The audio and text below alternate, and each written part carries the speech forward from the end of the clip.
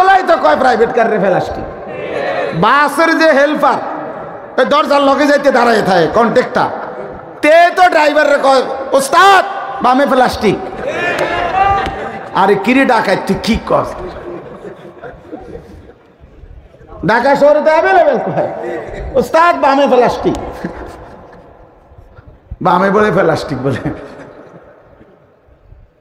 আমি যে গাড়িতে চলি ও প্রবক্স, মানে প্রাইভেট কারের মধ্যে জাপানি সবচেয়ে কম দামি যেটা, এইটা এর থেকে কম দামি আর নাই।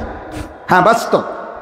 তো এইটাতে আমার পরিচিত একজন জাপানিজ, উনি বলছে হুজুর আপনি যে গাড়ি চলেন এগুলো আমাদের জাপানে ওইখানে এগুলো দিয়ে ছাগল টানে, কসম উনি বলছে এটির ভিতরে ছাগল টানে। তো তেনাই মাতবরির কি আছে, কীর্তন মাতবরি করেন আপনি বলেন, এনে অহংকারের কি আছে না, বড়াই করার কি আছে দোস্ত? আহা, আমরা বুঝতে শিখি এটা। আমরা সব ফকির, আমরা মুখাপেক্ষী। পৃথিবীর সবচেয়ে ক্ষমতাধর ব্যক্তিও সামান্য পেশাবে ধরলে সে দুর্বল হয়ে যায়, তাকে তার স্থান ত্যাগ করতে হয়, ঠিক কিনা বলেন না? তো সে তো মুখাপেক্ষী, সে তো মুখাপেক্ষী। অমুখাপেক্ষী ধনী শুধুই আল্লাহ, লা ইয়াহতাজু ইলা শাইইন, যিনি কোনো জিনিসের মুখাপেক্ষী নন। কুল্লু শাইইন মুহতাজুন ইলাইহি, সব জিনিস তার মুখাপেক্ষী। তিনি কে? আল্লাহ। আল্লাহ। অতএব বাপ, আমি আপনাদের কাছে এই কথাটাই বলতেছি, আল্লাহ তাআলা বলেন, হে ঈমানদারগণ, কেন রোজা ফরজ করলাম? এরে বান্দা, অভাবের কারণে না, আমি তোকে ক্ষুধার কষ্ট দিতে চাই না বান্দা, আমি তোমাকে তৃষ্ণায় কষ্ট দিতে চাচ্ছিলাম না।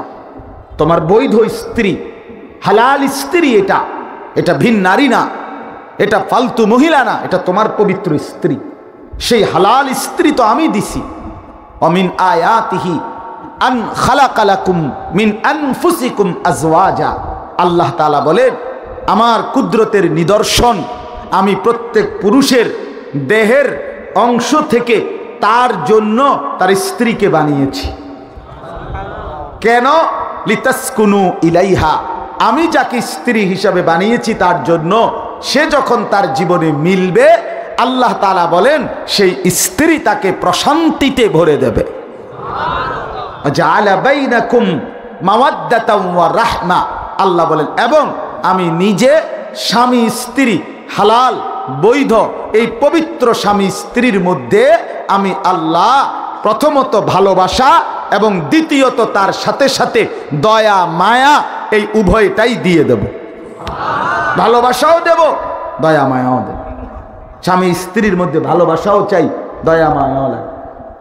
সুখের সময় ভালোবাসা তো হলোই, কিন্তু দুঃখ মুসিবত বিপদে, অ্যাক্সিডেন্ট আর দুর্ঘটনায় স্ত্রীর কলিজার ভিতরে যদি স্বামীর প্রতি দয়া না থাকে, স্বামীর দিলের মধ্যে স্ত্রীর প্রতি যদি দয়া মায়া না থাকে, তো এই বন্ধন আর টিকে না। আল্লাহ বলেন, এটা আমি দিই, আমি এটা দেই, এটা আমি দেই। আল্লাহ তাআলা বলেন, এটা আমি করে থাকি। তাইলে ফাঁকি দিয়ে একটা কথা যুবক ভাই বলে রাখি, নওজোয়ান অনেক ভাই তোমরা আমার বন্ধু, মাঝখান দিয়ে কথাটা অপ্রাসঙ্গিক হিসাবে আমি বলে নিলাম। তোমরা যারা আল্লাহ তাআলার এই কথা যদি কেউ বিশ্বাস করে থাকো দোস্ত, যে আল্লাহ বলছে শরীরের অংশ থেকে, আল্লাহ বলে তোমার স্ত্রী হালাল স্ত্রী আমি বানিয়েছি বান্দা, আমি পৌঁছাবো, তুমি একটু সবর করো। আমি যাকে তোমার স্ত্রী হিসাবে হালাল ভাবে পৌঁছাবো, সে তোমাকে প্রশান্তি দেবে, তার মধ্যে তোমার জন্য ভালোবাসা দেব, তার মধ্যে তোমার জন্য দয়া মায়া দেব। তিনটা জিনিস আমি বৈধ স্ত্রীর মাধ্যমে তোমাকে দেব। এক, প্রশান্তি দেব। দুই, ভালোবাসা দেব। তিন, দয়া মায়া দেব। সুবহানাল্লাহ। কিন্তু তুমি বান্দা নিজের থেকে যেই চরিত্রহীনাকে, যেই রাস্তার বখাটে অথবা বেহায়া বেপর্দা, যে বিবাহ বহির্ভূত কোনো প্রেম করে, সম্পর্ক করে, তোমার সাথে ঘুরতে বের হয়, তোমার সাথে আলাপন করে রাত গভীরে কিংবা দিনের আলোকে, এমন একটা নষ্টা ভ্রষ্টা, এমন একটা অসভ্যা দুশ্চরিত্রা নারীকে, মেয়েকে অবৈধ প্রেমের ফসল হিসাবে তুমি গ্রহণ করো না। কষ্ট পাইবা, কষ্ট পাইবা, কষ্ট পাইবা। কোরআনুল কারীমের মধ্যে আছে, আল্লাহ তাআলা বলেন আল খাবিসাতু লিল খাবিসিন ওয়াল খাবিসুনা লিল খাবিসাত। সূরা নূরের আয়াত।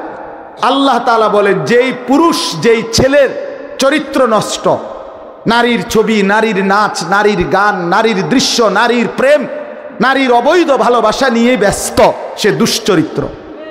2 নাম্বার, যেই মেয়ে দুশ্চরিত্রা, নিজের ইজ্জত, নিজের সতীত্ব, নিজের পর্দা, নিজের হায়া, নিজের সম্ভ্রমের মর্যাদা যার মধ্যে নাই, ওই মেয়েটা, ওই নারীটা দুশ্চরিত্রা।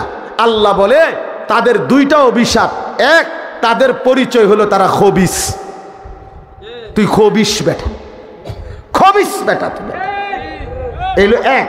2 নাম্বার হলো আল্লাহ বলেন ও চিরেই আমি আল্লাহ খবিসের সাথে খবিসকেই মিলাবো।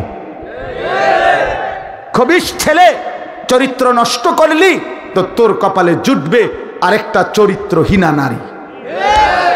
চরিত্রহীনা মেয়ে চরিত্র নষ্ট করলি, বিবাহ বহির্ভূত, তো তোর কপালে জুটবে আরেকটা চরিত্রহীন স্বামী। এটা আল্লাহর ওয়াদা। আপনি ঠিক কইলেও ঠিক, ঠিক না কইলেও ঠিক। তো কোরআনের আয়াত না, আপনি ঠিকের লেগে বইয়ে রয়েছি নাকি? কি ঠিক আবার ঠিক 100 ঠিক। হ্যাঁ, ঠিকের উপরে ঠিক, অবশ্যই ঠিক। আল্লাহ বলছে খবিস মিলবে। এই জন্য আমি বলি, আমি খোলামেলা বললাম, আমার নওজোয়ান নিয়ে স্বপ্ন বেশি, আমার যুবক বন্ধু নিয়ে আমার ফিকির বেশি। আমি নওজোয়ানের পরিবর্তন চাই, আমি যুবকের সেজদা চাই, আমি যুবকের বদলানো দেখতে চাই।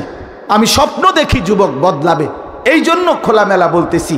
নওজোয়ান ছেলেরা আমার, নওজোয়ান দিবা নিশি এই মোবাইলের অশ্লীল ছবি দেখা, নারীর ছবি দেখা, রাস্তার নারী দেখা, নর্তকীর হাসি দেখা, এই মোবাইলের বেডি আর রাস্তার বেডি এক কথা, এটা একরকম। আর ঘরের বেটি যাকে বিবাহ করলা স্ত্রী হিসাবে যে মিলবে, এবডি যদি 2 নম্বর পরে, এবডি যদি চরিত্রহীন হয়, তখন বুঝবা দোস্ত মাস কয় দিনে যায়। আমি বন্ধু কয়ে গেলাম সর্বোচ্চ 24 থেকে 25 দিনে মাস শেষ হয়ে যাবে। 27-28 যাইতো না, 30-এর তো প্রশ্নই আসে না। হ্যাঁ, তখন বুঝবা সপ্তাহ কয় দিনে যায়। মঙ্গল থেকে বুধবারে সপ্তাহ শেষ হয়ে যাবে, বৃহস্পতি শুক্রবার আর কপালে জুটতো না। মানে স্ত্রী যদি খারাপ হয়, বউ যদি 2 নম্বর হয়, নারী যদি পরকীয়ায় আসক্ত হয়, স্ত্রী যদি ভেজাল হয়, আহা, তার চাইতে বড় লানত, অভিশাপ তার ঘরের মতো, সংসারের মতো দোজখের টুকরা, জাহান্নামের টুকরার কিছু হইতে পারে না। আমি এমন ভদ্রলোকও আমার কাছে জড়ায়া ধরা কাইন্দা দোয়া চাইছে।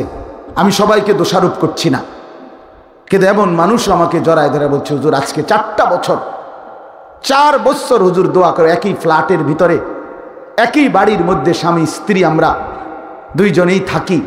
পৃথিবীবাসী জানে আমরা স্বামী স্ত্রী একসাথে একই গাড়িতে করে অফিসে যাই, একই গাড়িতে করে অফিস থেকে ফিরি, বাইরে মানুষের সামনে হাসি, একসাথে হাতেও ধরি, কিন্তু ঘর পর্যন্ত দরজা আসার পরে আজ 4 বছর সম্পূর্ণ পৃথক সেপারেট থাকি। কিন্তু লজ্জায় অপমানে কাউকে বলতেও পারি না, কিছু করতেও পারি।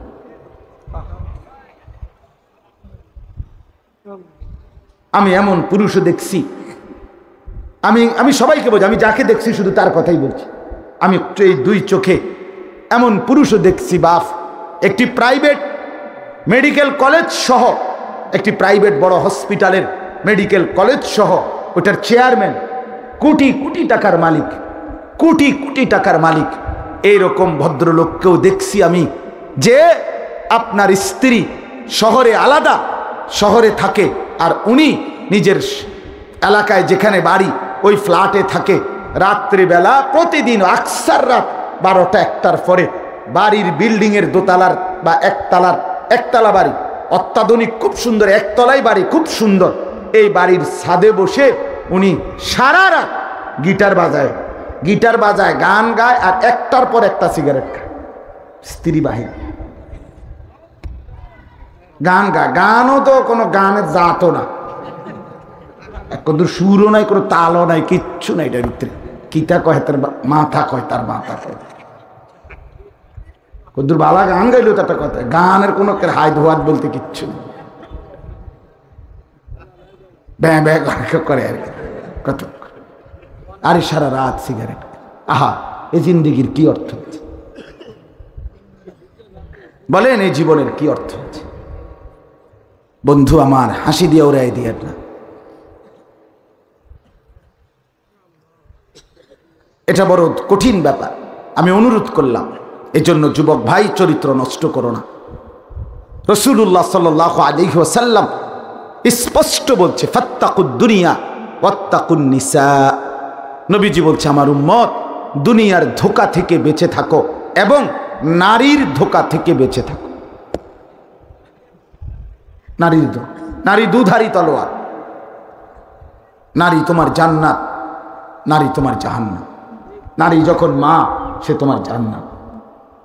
নারী যখন পবিত্র স্ত্রী, তো তার সাথে তোমার হালাল সম্পর্ক, এতেই তোমার জান্নাত।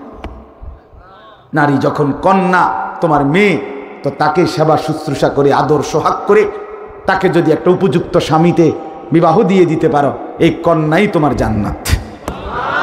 নারী যখন আপন বোন, এই বোনকে যদি লালন পালন করে, তার ইজ্জত আবরুর হেফাজত করে, তাকে উপযুক্ত পাত্রে বিবাহ তুলে দিতে পারো, রাসূল বলছে, কুন্না লাহু সিতরাম মিনান নার।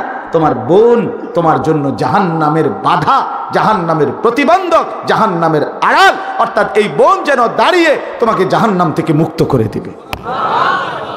দুধারী, দুধারী অর্থাৎ। আর সেই নারী যখন রাস্তার নর্তকী, সেই নারী যখন সিনেমার নর্তকী, সেই নারী যখন নাটকের নর্তকী, সেই নারী যখন টিকটকারের মেয়ে, সেই নারী যখন অসভ্য মোবাইলের চরিত্রহীন মেয়ে, সেই নারী যখন বেপর্দা, সেই নারী যখন বেহায়া, সেই নারী যখন অবৈধ প্রেম করে, অবৈধ সম্পর্ক করে, এটা পচা, এটা বস্তা পচা, এটা প্লাস্টিক, এটা শোপিস, এটা জাহান্নাম। নারী দুধারী, হয় গড়ে না নষ্ট করে, হয়তো জান্নাত এনে দেয়, না তো জাহান্নাম এনে দেয়। এজন্য রাসূলুল্লাহ সাল্লাল্লাহু আলাইহি ওয়াসাল্লাম বলছেন, ইসলামের সীমারেখা মেনে চলতেই হবে, নারীর ধোঁকা থেকে বেঁচে থাকো। ফাইন্না আউওয়ালা ফিতনাতে বনি ইসরাইল কানাত ফিন নিসা। নবী সাল্লাল্লাহু আলাইহি ওয়াসাল্লাম বলেন, বনি ইসরাইলের মুসা নবীর উম্মতদের সর্বপ্রথম অধপতন হয়েছিল নারীর ফাঁদে। নারীর ফাঁদ, নারীর ফাঁদে সর্বপ্রথম ধোঁকাগ্রস্ত। সে লম্বা কাহিনী, এখন আর বলার সুযোগ নেই। তো আপনাদের কাছে আমি এটাই বুঝাইতে চাইলাম, আল্লাহ তাআলা আমাদেরকে, আমাদের প্রত্যেককে আল্লাহ তাআলা আমাদের জন্য যে ইন্তজাম মাহে রমজানকে কেন্দ্র করে করেছেন, আমি আপনাদের কাছে খুব লম্বা করতে চাচ্ছি না, বাপ আপনাদের কাছে করতে চাচ্ছি না। এত বড় বিশাল পৃথিবী রব্বুল আলামিন আল্লাহ তাআলা আমাদের জন্য সাজিয়েছেন, আল্লাহ তাআলা আমাদের জন্য দিয়েছেন। এত বড় সুন্দর পৃথিবী সাজিয়ে আল্লাহই আমাদেরকে আল্লাহর প্রতিনিধি হিসাবে বসবাস করার জন্য অনুমতি দিয়েছেন। কাজেই আমি এই রাত গভীরে আপনাদের সবার কাছে, জোয়ান ভাই, আমার মুরব্বী বাবা, বর্দার আড়ালের মা বোন, সবার কাছে আমার মূল আবেদন, আপনারা আমরা প্রত্যেকেই এই রমজানকে টার্গেট করে, আগত রমজানকে টার্গেট করে আখেরাতকে প্রাধান্য দিয়ে জীবনটা নতুন করে আরেকবার আখেরাতের রঙে সাজাবার প্রস্তুতি নেন। বলেন ইনশাআল্লাহ। আবারও কথা যেখান থেকে আমি শুরু করছিলাম, বাপ আমাদের কলিজার ভিতরে আমরা চেঞ্জ করেন। দুনিয়াকে দ্বিতীয় 2 নম্বরে নেন, আখেরাতকে 1 নম্বরে আন। কথা বুঝছেন কিনা বলেন? আমিও আপনিও চেষ্টা করেন। মান আহাব্বা দুনিয়াহু আদাররা বি আখিরাতি। নবী সাল্লাল্লাহু আলাইহি সাল্লাম বলেন, যে দুনিয়াকে ভালোবাসলো তার আখেরাত ক্ষতিগ্রস্ত হলো। এই পাল্লা ওজন হইলে এই পাল্লা হালকা হবে। অমান আহাব্বা আখিরাতাহু আদাররা বি দুনিয়াহু। নবীজি বলেন, যে আখেরাতকে ভালোবাসলো তার দুনিয়া ক্ষতিগ্রস্ত হলো, দুনিয়া ক্ষতিগ্রস্ত হলো। ফাতিরু মা ইয়াবকা আলা মা ইয়াফনা। অতএব নবী সাল্লাল্লাহু আলাইহি ওয়াসাল্লাম বলেন, তোমরা যেটা স্থায়ী তাকেই প্রাধান্য দাও, যেটা অস্থায়ী সেটার উপরে। এখন বলেন স্থায়ী কোনটা, অস্থায়ী কোনটা? স্থায়ী কোনটা, অস্থায়ী কোনটা? খালাস। রাসূলুল্লাহ সাল্লাল্লাহু আলাইহি ওয়াসাল্লাম বলছে প্রাধান্য দাও, প্রাধান্য দাও। কোরআনুল কারীমের আয়াত শুনেন একটু, ওয়াবতাগি ফীমা আতাকাল্লাহুদ দারাল আখিরা ওয়ালা তানসা নসীবাকা মিনাদ দুনিয়া। আল্লাহ তাআলা বলে, বান্দা আমি তোমাকে যা কিছু দিলাম, শরীর, স্বাস্থ্য, জীবন, যৌবন, হাসি কান্না, টাকা পয়সা, স্ত্রী সন্তান, মাল দৌলত, যা কিছু দিয়েছি সবটুকু দিয়ে তোমার প্রথম কর্তব্য তুমি জান্নাতে, আখিরাতের একটি ঘর, জান্নাতের একটি বাড়ি তালাশ করো। এক নাম্বার, ওয়ালা তানসা নসীবাকা মিনাদ দুনিয়া। আর দুই নম্বরে হলো, আমার বান্দা তুমি তোমার দুনিয়ার বৈধ হালাল প্রয়োজন ভুলে যেও না।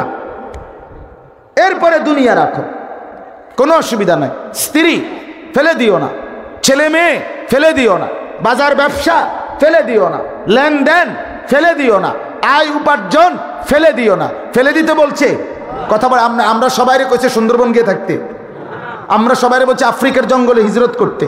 না না না, আল্লাহ তাআলা বলছে শুধু তুমি এটাকে সিরিয়াল দাও। মানুষ কাজের সিরিয়াল করে, আগে আমি এখানে যাব, এরপরে ওইখানে যাব, এরপরে ওইখানে যাব, যেই কোনো কাজের একটা সিরিয়াল করে না মানুষ, তো আল্লাহ তাআলা বলে সিরিয়াল করো, আগে আখিরাত এরপরে দুনিয়া। ফাইজা কুদিয়াতিস সালাতু ফান্তাশিরু ফিল আরদ। এই যে আরো কোরআনের আয়াত, আল্লাহ বলে বান্দা তোমার যখন নামাজ শেষ হয়ে যায়, এবার তুমি জমিনে ছড়িয়ে পড়ো। ওয়াবতাগু মিন ফাদলিল্লাহ, আমার দেওয়া রিজিক তালাশ করো। তাইলে নামাজ বাদ দিতে বলছে, রিজিক তালাশ বন্ধ করতে বলছে না। দোকানও চলবে, নামাজও চলবে। তুমি বাজারও করো, নামাজও পড়ো। তুমি সংসারও করো, হালাল উপার্জন করো। আল্লাহ বলছে ব্যালেন্স করো, আমার বান্দা মিলাও, একত্র করো, দুইটাকে একসাথ করো। একটা আখিরাত, একটা দুনিয়া। আগে দুনিয়া এরপরে আখিরাত, এভাবে না। দুনিয়াও আখিরাত না, আখিরাতও দুনিয়া। কথা বলেন না কেন? আগে কি? আবার বলেন, আবার বলেন, আবার বলেন, এরপরে কি? ওমা হাদিহিল হায়াতুদ দুনিয়া ইল্লা লাহবুন ওয়া লাইব ওয়া ইন্নাদ দারাল আখিরাতা লাহিয়াল হায়াওয়ান লাউ কানু ইয়ালামুন। আল্লাহ বলে বান্দা শুনে নাও, বান্দা দুনিয়ার জীবন আর কিছুই নয়, শুধুই তামাশা, শুধুই খেলাধুলা। আর আখিরাতের ঘর জান্নাত, সেটাই কেবল জীবন, বেঁচে থাকা। লাউ কানু ইয়ালামুন, যদি বান্দা আমি আল্লাহর এই কথাটা বুঝতা। আল্লাহ বলে যদি বান্দা বুঝতে আখিরাত হচ্ছে আসল, দুনিয়া হচ্ছে তামাশা, এটা যদি বুঝতা কতই না ভালো হতো, কতই না ভালো হতো। আল্লাহ বলেন অথচ বান্দা তুমি বুঝতেছো কি? ইয়ালামুনা যাহিরাম মিনাল হায়াতিদ দুনিয়া ওয়া হুম আনিল আখিরাতি হুম গাফিলুন। আল্লাহ বলে বান্দা তুমি দেখছি কেবল দুনিয়ার জীবনের উপরের পিঠ, বাহ্যিক দুনিয়া, এটাই কেবল বুঝতেছো। ঘর বোঝো, বাড়ি বোঝো, বাজার বোঝো, ব্যবসা বোঝো, লেনদেন বোঝো, উপার্জন বোঝো, স্ত্রী সন্তান সংসার সবই বোঝো, কিন্তু তুমি তো আখিরাত আর কবর আর পরকাল থেকে একদম গাফেল হয়ে আছো। এমন কেন? আমি অনেক সময় উদাহরণ দিতে গিয়ে বলি, আমার শায়েখের থেকে আমি এটা শিখছি। আমার শায়েখ আরিফ বিল্লাহ হাকিমুন নফস আল্লামা মুফতি মুশতাকুন নবী কাসিমি হুজুরের কাছে আমি এটা শুনছি। এই যে মনে করেন এই কাগজ, এইটা ধরেন, এটার এটা একটা পিঠ, এটাও তো একটা পিঠ, দুই পিঠ না? কথা বলেন না? এই পিঠটা দেখেন তাকাইয়া, এটা এক পিঠ, এটা এটাকে বাদ দিয়া এই পিঠ হবে নি, এই পিঠকে বাদ দিয়ে এই পিঠ হবে নি। তাহলে এটা বাধ্যতামূলক এই পিঠোপিঠ, আবশ্যকীয় এই পিঠোপিঠ, ঠিক কিনা বলেন না কেন? এখন এই পিঠটা তো 4 কালার, এই যে এখানে কি সুন্দর ডিজাইন, এখানে এমনি এমনি ডিজাইন, এখান দিয়ে ডিজাইন, এখান দিয়ে মিনারা, এটা 4 কালার নানা রঙের ডিজাইন দিয়ে সাজাইলো এই পিঠ। কিন্তু এই পিঠ দিয়ে একদম খালি, এই পিঠে তো কিছুই নাই। তো রব্বুল আলামিন এটাই বলতেছে, বান্দা মাটির উপরে যে তোমার একটা ঘর, সেটা তো দেখছি খুব সুন্দর সাজাইছ, ওই ঘরে তো খাট দেখা যায়, সোফা দেখা যায়, পালং দেখা যায়, বক্স খাট দেখা যায়, আলমারি দেখা যাচ্ছে, ফ্রিজ আছে, এসি আছে, চায়ের কাপ, কাচের প্লেট আছে, অত্যাধুনিক টাইলস আছে, উন্নত মানের সব কিছু আছে। এই বান্দা, মাটির উপরের এই ঘর তো দারুণ সাজাইলা, 4 কালারে সাজাইলা, কিন্তু তুমি কি জানো না বান্দা, মাটির নিচেই তোমার আরেকটি ঘর আছে, সে কবর নামের ওই ঘর, সেটা সাজাইবা না? এটা যে খালি, এই বান্দা, এটা যে একদম খালি, ওটা তো তোমারই ঘর, ওটা তো তোমারই ঘর। সে ঘর যদি খাট দিয়া সাজে, এই ঘর তো সেজদা দিয়া সাজাইতে হয়। ওই ঘর যদি সোফা দিয়া সাজাইতে হয়, এই ঘর তো আল্লাহর রাস্তায় সাদকা করে, দান করে সাজাইতে হয়। ওই ঘর যদি ফ্রিজ দিয়া সাজাইতে হয়, এই ঘর তো রোজা রেখে, হজ করে, আল্লাহর ইবাদত করে সাজাইতে হয়। তুমি এই ঘর সাজাইবা না? কিছুদিন আগে আমার বাড়ি কুমিল্লা, লাকসাম, নাঙ্গলকোট। আমি ব্যক্তিগতভাবে নোয়াখালী, লক্ষ্মীপুর পড়ালেখা করছি আলহামদুলিল্লাহ, যেন কথাবার্তা সব নোয়াখালীর মতোই, আমাদের মতোই। আমি আমানতপুর মাদ্রাসার ছাত্র, ওই যে সমুনি চৌরাস্তার লগে যে মাদ্রাসা আছে, আমানতপুর মাদ্রাসা, আমি ওখানে পড়ছি, এখানে পড়া। আবার সবচেয়ে বড় কথা, আমার জিন্দেগির পড়ালেখা, আমি প্রাইমারি স্কুল পাশ করে জীবনের প্রথম মাদ্রাসায় ভর্তি হয়েছি লক্ষ্মীপুর টুমচর মাদ্রাসা। আমি টুমচর মাদ্রাসার ছাত্র, সেই হিসেবে আমার জিন্দেগির শুরু নোয়াখালী, লক্ষ্মীপুর। ক্লাস 4-এ ইয়াজদাহুম, 4র্থ শ্রেণীতেই প্রথম মাদ্রাসার পড়া শুরু করছি। তাহলে আমি আপনাদেরকে এই কথাটা আমার দিল থেকে বুঝাইতে চাই বান্দা বাপ, আমি একবারের আশাই বলি, আমি যদি আর কোনোদিন বলতে না পারি, আর যদি কোনোদিন আসতে না পারি, একবারই বল। আমি একটা স্বপ্ন নিয়ে বলি, আমার একটা আশা আছে। আমি ফেরিওয়ালা, প্রতিদিন বলি, ফেরিওয়ালা জানে তার সব ডাকে কাস্টমার আসে না, কিন্তু তবুও সে বলতে থাকে।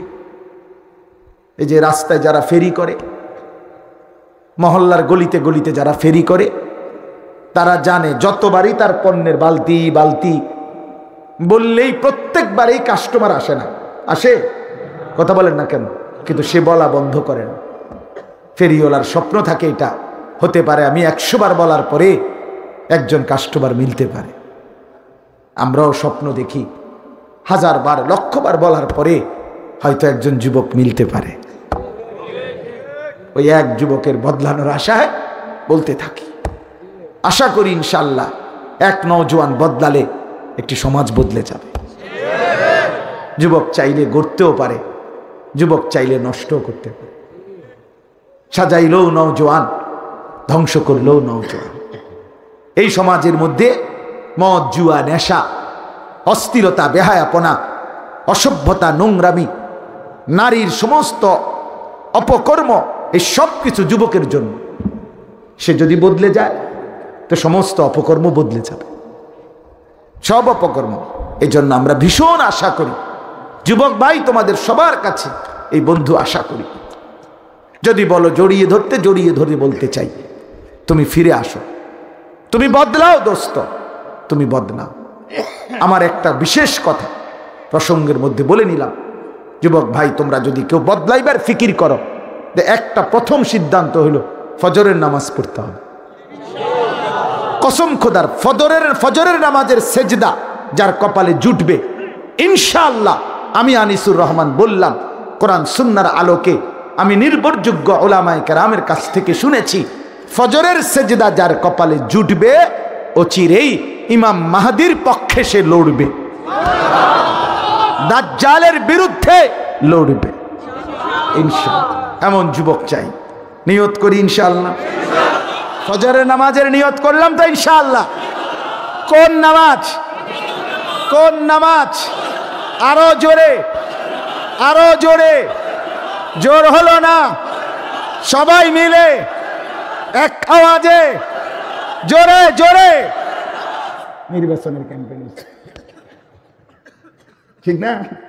নির্বাচনের ক্যাম্পেইন হয়ে গেল। ফজরের নামাজ, ফজরের নামাজ ইনকিলাব, রাত হয়ে গেছে দেখে বলতেছি না। ফজরের নামাজকে বলে ইনকিলাব। ইনকিলাব মানে পরিবর্তন। ফজরের ওয়াক্তুল ইনকিলাব। ফজরের নামাজের সময়টা হলো পরিবর্তনের সময়। কোরআনুল কারীমের মধ্যে আছে, আমি ধরে ধরে দেখাইতে পারবো ইনশাআল্লাহ। ফজরের নামাজে অসংখ্য, এই ভোরবেলা অসংখ্য পূর্ববর্তী নাফরমান জাতিকে আল্লাহ ধ্বংস করে দিছে ফজরের ওয়াক্তে। অসংখ্য ইমানদারের বিজয় আল্লাহ দান করছে ফজরের ওয়াক্তে। ফজরের ওয়াক্তে বাতিল হেরে যায়, ফজরের ওয়াক্তে ইমানদার জিতে যায়। এজন্য ফজরের ওয়াক্তকে বলে ইনকিলাব। কি? পরিবর্তনের সময়টা, এটা বদলানোর টাইম। আল্লাহ কোরআনে ডাইরেক্ট বলছে ইন্না কোরআনাল ফাজরি কানা মাশহুদা, নিশ্চয়ই ফজরের নামাজ, ফজরের কোরআন, ফজরের নামাজ কানা মাশহুদা, সকলের সম্মিলিত একত্রিত হওয়ার সময়।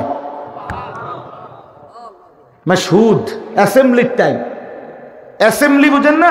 ওই যে বিভিন্ন প্রতিষ্ঠান, বিভিন্নখানে অফিস, অথবা ধরেন 8টায় ক্লাস, তো কিন্ডার গার্ডেনের স্কুলের বিভিন্ন প্রতিষ্ঠানের সামনে যে স্কুলের মাঠটা আছে, এই মাঠে ওই 8টা বাজে 15 মিনিট আগে, 20 মিনিট আগে শিক্ষক, কর্মচারী, স্টাফ, ছাত্র সব সুন্দর করে দাঁড়াইতে হয় মাঠে, সবাই একত্র হয়।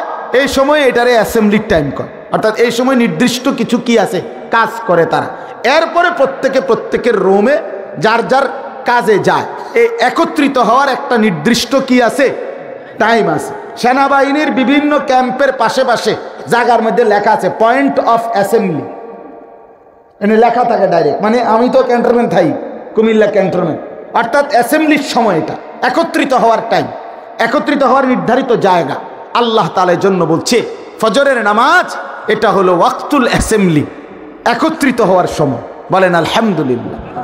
তো এই জন্য আমি বললাম, আপনারা প্রত্যেকেই যদি কবর, মাটির উপরের এই ঘর আমরা সাজাইলাম, মাটির নিচের ওই ঘরও আমরা সাজানো দরকার, সেটা আমাদেরই কিনা বলেন না?